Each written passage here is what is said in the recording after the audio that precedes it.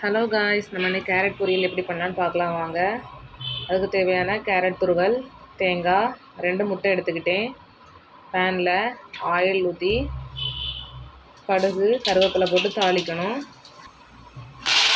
தாளித்ததுக்கப்புறமா கேரட்டை ஆட் பண்ணிக்கோங்க. Carrot துருவலை add பண்ணிக்கோங்க. ஆட் பண்ணி நல்லா கிளறி விடுங்க. கிளறி விட்டதுக்கப்புறமா கொஞ்சமாக மஞ்சள் தூள் சேர்த்துக்கோங்க. சேர்த்து நல்லா மிக்ஸ் பண்ணி தேவையான அளவு தண்ணி ஊற்றி கொஞ்சம் சால்ட்டும் சேர்க்கணும். ஒரு மிளகா போட்டுக்கிட்டேன், அப்போ தான் காரம் இருக்கும். அதனால் தேவையான சால்ட் எல்லாம் சேர்த்து மூடி வச்சு வேக வைக்கணும். நல்லா வெந்ததுக்கப்புறமா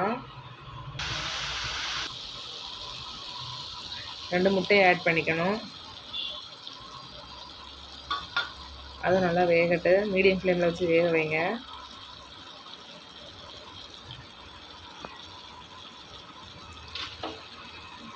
முட்டை நல்லா வேகணும்.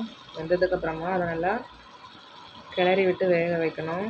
அப்போ தான் நல்லாயிருக்கும். நல்லா உதிரியாக வரும்.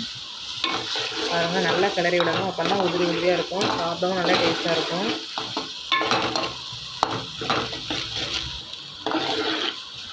நல்லா கிளறி விடணும். கிளறி விட்டதுக்கப்புறமா உதிரி உதிரியாக வந்ததுக்கப்புறமா தேங்காய் துருவல் சேர்த்துக்கோங்க.